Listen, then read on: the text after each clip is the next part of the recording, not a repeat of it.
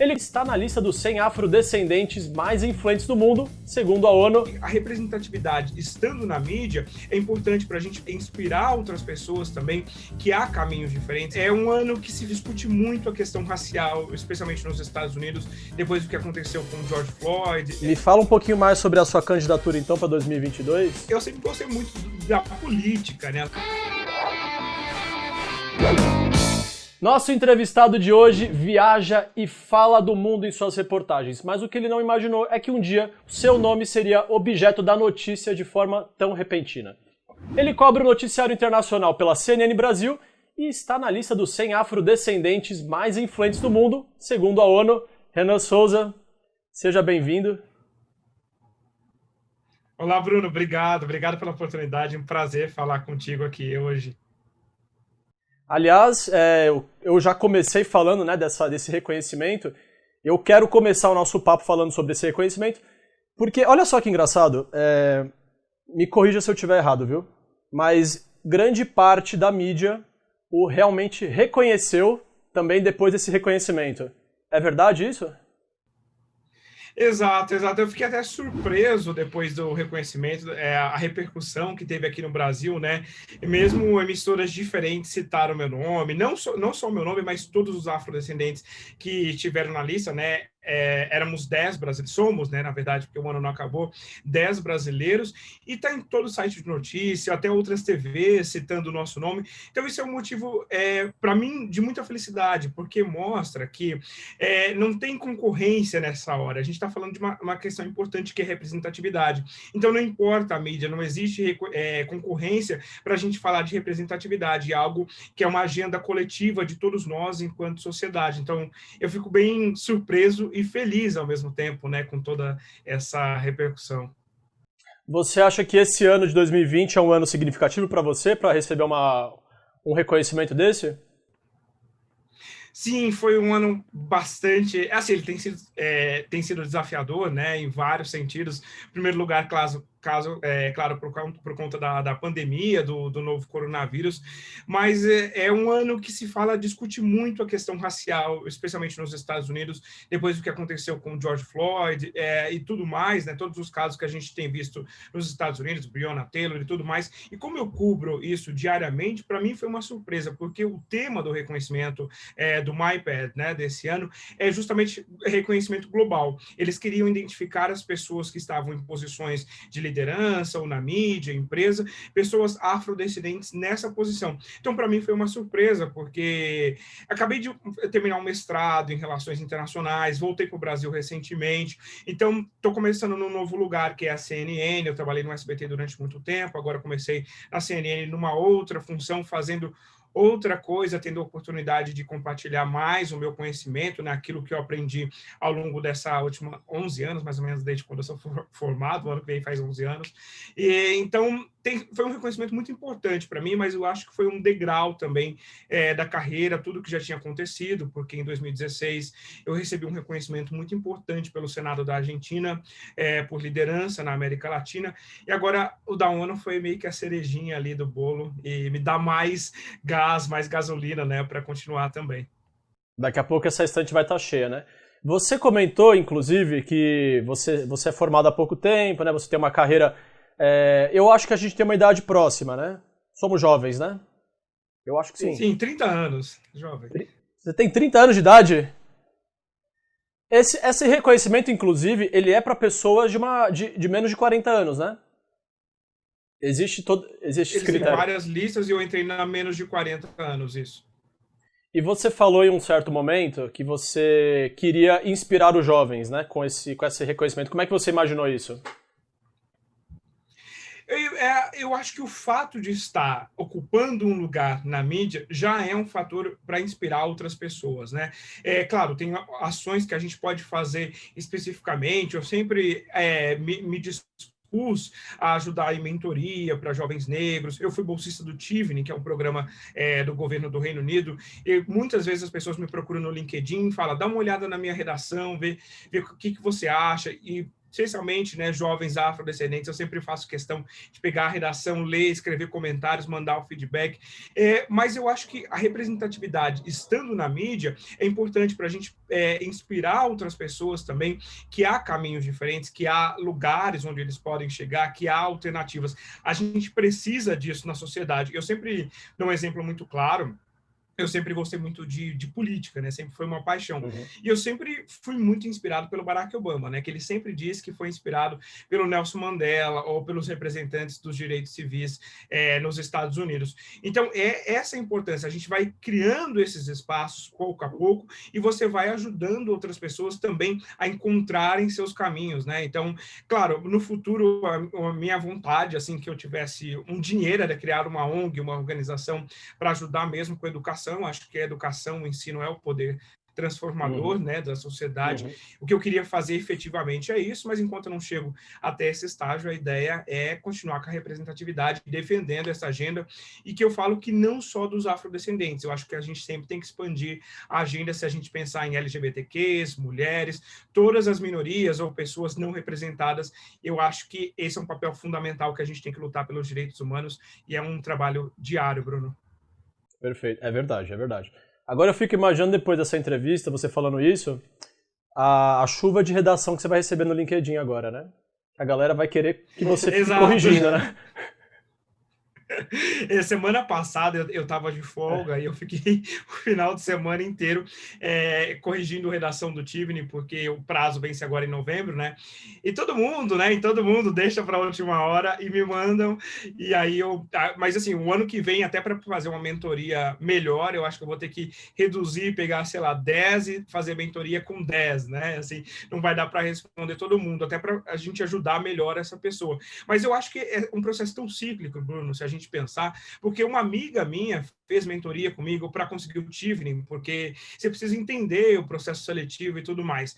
E, infelizmente, se a gente pensar na realidade brasileira, muitas pessoas não têm acesso à educação, o nível de inglês ele não é mais alto, né? Não é ensinado, aqui não é falado inglês. Então, você precisa guiar a pessoa ali pelo caminho para ela conseguir essa bolsa, que é uma bolsa maravilhosa, estudar um mestrado no Reino Unido com tudo pago. Então, eu acho que eu prometi para mim mesmo, quando eu passei no Tivni, que eu iria ajudar outras pessoas. Então, todo ano, o ano passado eu fiz isso. Graças a Deus, todas as pessoas que eu fiz a mentoria, todos passaram na bolsa. E esse ano eu estou fazendo de novo aqui. E de graça, né? A gente tem que ajudar só pela O gratidão que é mesmo. melhor ainda, né? Esse é o que eu acredito. Exato. Diante de tudo isso, eu quero já lançar essa pergunta, que ela me força, né? Me fala um pouquinho mais sobre a sua candidatura, então, para 2022. O que nós podemos esperar? Não, ainda por enquanto não, ainda sem candidatura, assim. Assim, eu sempre gostei muito da política, né? Eu sempre fui muito viciado em política, entender, estudar. Relações internacionais é uma área da política, mas por enquanto não tenho ambições políticas aqui no Brasil, não, né? A não ser, sei lá, que fosse para assessorar alguém no futuro, poderia até ser, mas especialmente nessa agenda de direitos humanos, né? Que é algo que eu defendo bastante, as relações internacionais, que eu tenho essa formação dupla, né? Jornalismo com relações internacionais, sempre fiquei ali entre as duas e acabei fazendo a minha carreira um mix, né? De relações internacionais e jornalismo. Mas você já foi para o assunto que eu queria falar, que eu queria aproveitar. Você falou que você está no seu dia de folga aí hoje, mas o seu dia de folga, ele, infelizmente, ele não fez com que você se desligasse do mundo. A gente teve, né, agora o último debate presidencial, faltam 2 semanas para os Estados Unidos decidir o novo presidente, e a gente teve um debate acalorado, mas meio que empatado também, né? A gente não teve muito um lado ali ganhando nas réplicas, nas respostas. A gente teve dessa vez um microfone desligado em alguns momentos, né? O que poupou o Biden, que ele pôde falar mais vezes sem ser interrompido, né? Mas como é que você vê esse ano? Você acha que a gente vai ter um resultado imprevisível? Esse ano, se a gente seguir as pesquisas, Bruno, tudo que está acontecendo, o movimento nos Estados Unidos, claramente, nesse momento, falando com você aqui no dia 23, sexta-feira 23 de outubro, Joe Biden seria eleito presidente dos Estados Unidos. Mas como a gente tem um tempinho ainda, 11 dias, né, ele pode falar alguma coisa, pode pisar na bola em algum sentido e mudar o rumo da eleição. Mas nesse momento, ele seria eleito presidente dos Estados Unidos. O problema é que, não só nos Estados Unidos, o brasileiro é assim também, a gente vota quando vai para a eleição, principalmente pelo lado da economia. Se não tivesse a pandemia do novo coronavírus, se não tivesse atingido os Estados Unidos da maneira que atingiu, a gente poderia até dizer que o Donald Trump seria reeleito com certeza, porque ele herdou um momento político e econômico bom dos Estados Unidos, da gestão Obama. Mais a fértil, economia né? americana estava em pleno emprego, né? Então ele não tinha problemas à vista. Era o passaporte dele carimbado para a reeleição. Mas aí veio a pandemia e a resposta dele à pandemia foi muito ruim. E isso tem ferido os americanos, e a economia tem um peso muito grande na hora de votar, na hora que as pessoas vão votar. Se a gente pensar lá em 2016, às vezes latinos, os idosos, aquelas pessoas do meio oeste americano, os indecisos, deram uma chance para o presidente Donald Trump, porque eles viam nele aquela imagem do empresário bem-sucedido, de que se deu bem na carreira, construiu um império, então eles viam que ele iria trazer essa prosperidade para o país. Mas esse momento é diferente agora, a prosperidade não aconteceu, Donald Trump não conseguiu segurar a pandemia e a situação dos Estados Unidos está da maneira que está, como o país que lidera. Então, esse fator ele não vai conseguir mudar em 11 dias. Então, se continuar nessa trajetória, eu acho muito provável que o Joe Biden vai ser eleito o próximo presidente dos Estados Unidos, se manter essa trajetória. Mas aí, segundo o que você falou do Trump e o que aconteceu na pandemia, então a gente pode dizer que ele sofreu com o azar de estar sendo presidente no momento em que aconteceu essa pandemia global, e aí o plano dele talvez não tenha sido tão eficaz, ou a pandemia escancarou um problema que já existia na gestão dele?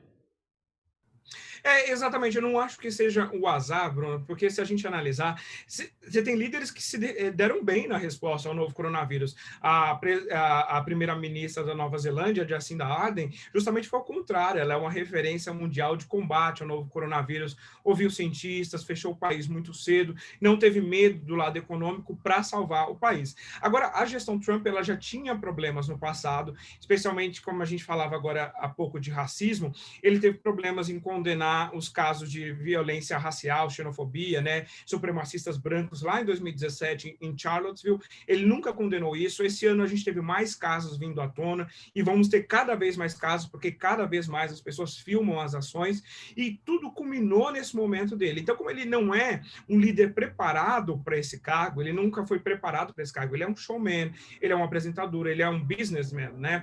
Ele não foi preparado para isso politicamente. Então, a resposta dele já seria muito ruim, mas veio a pandemia e ele não conseguiu dar sua resposta claramente. No debate, ele não conseguiu outra vez mostrar como ele iria resolver esses problemas que são latentes nos Estados Unidos. E você teve líderes, como a Jacinda Ardern, que se tornaram referência em combate ao novo coronavírus.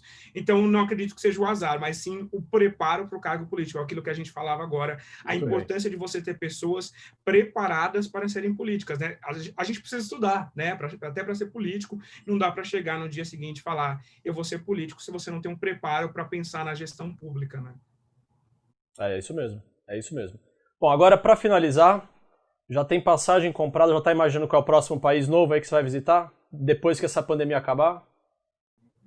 Você sabe Bom, que... Só para contextualizar, Renan, só para contextualizar, que eu não falei isso durante a entrevista, o Renan é um apaixonado pelo mundo, mas ele já viajou mais de 50 países, e isso faz parte do seu currículo, inclusive, né? Exato. Agora pode ir. Paixão por mundo, né? Aqui dá para notar, né? Muito claro. Eu sempre gostei muito de mundo, muito de mapas. Assim, quando eu era muito pequeno, né? Meus pais trabalhavam muito a vida de todo mundo que é classe média brasileira, né? Os pais trabalham demais. E eles me colocavam numa escola que eu entrava às 7 horas da manhã, saía às 7 horas da noite, era o dia inteiro ali. Olha eu lembro só. que eu fui alfabetizado em inglês e português ao mesmo tempo, que era um colégio particular muito bom. Então, dali eu lembro de muito pequeno, já meu interesse pelo mundo. Aí eu parava para assistir televisão, assistia muito jornal, mas eu queria ver a parte que falava do mundo. Eu não queria saber de Brasil, não queria saber de nada. Eu queria ver o mundo. Isso sempre me interessou. Renegou a pátria totalmente, né? Desculpa, perdão? Você renegou a sua pátria totalmente. É o mundo agora. O mundo é minha paixão. Não, eu adoro o Brasil, amo o Brasil, mas, sabe, eu sempre tive a cabeça pensada para fora, né? Alguns dizem que é signo, né? Eu sou de aquário, que vive com a cabeça na lua, pode ser isso. Mas eu sempre tive essa cabeça, essa mentalidade para o mundo. Eu sempre gostei de viajar. E uma vez eu fiz um projeto pessoal que eu queria conhecer 30 países antes de completar 30 anos. Aí eu completei esse projeto quando eu tinha 26, quando eu fui para a Ásia. Todo ano viajava bastante e segui, eu falei, agora eu quero tentar arriscar todos ali reconhecidos pela ONU, né?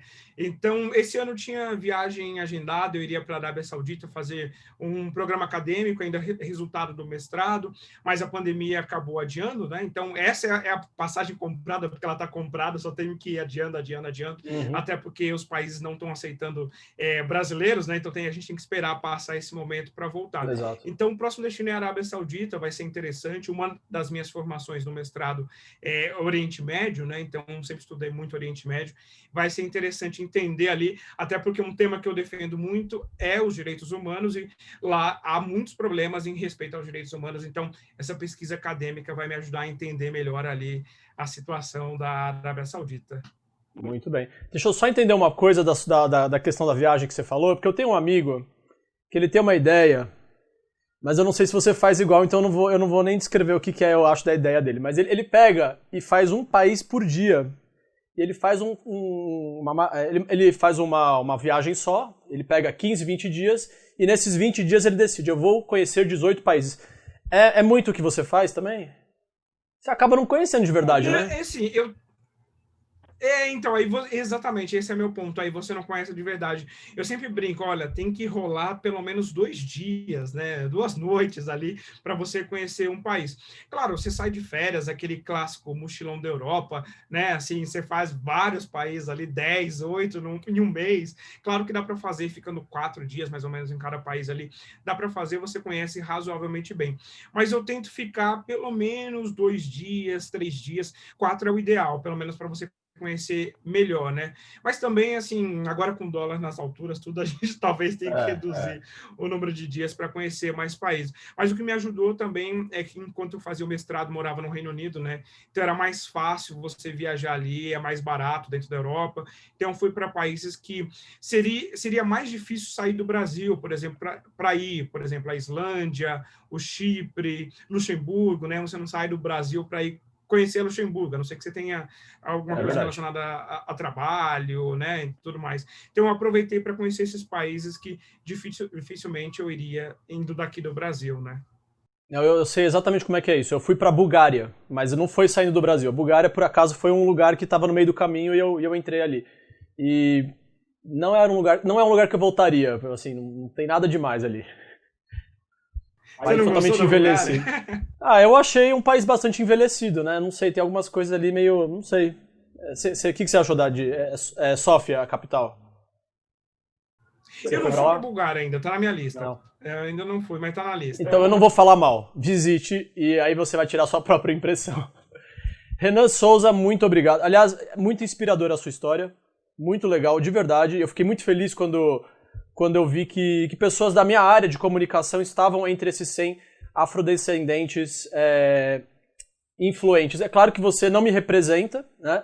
Obviamente, mas você representa um povo que precisa de vozes como a sua para levantar e entender que eles também conseguem, existe chance para todo mundo.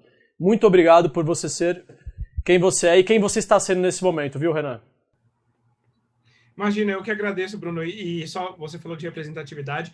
Eu acho que o prêmio é isso também, né? Por tudo que eu sou, todos os jornalistas, a gente representa os jornalistas, os comunicadores, os internacionalistas, né? Muitas vezes as pessoas não percebem a importância de um internacionalista, alguém que sempre está pensando ali nas relações do mundo, para a gente garantir uma série de fatores, paz, conhecimento, tolerância. Quando a gente conhece o mundo melhor, a gente é mais tolerante, a gente tem mais paz, né? A gente consegue entender o outro e nos tornarmos também pessoas muito melhores, né? Então, acredito muito nisso. Eu que agradeço pela oportunidade de falar com você. Prazer enorme, Bruno. Maravilha, esse é o caminho. Renan Souza, gente. Valeu!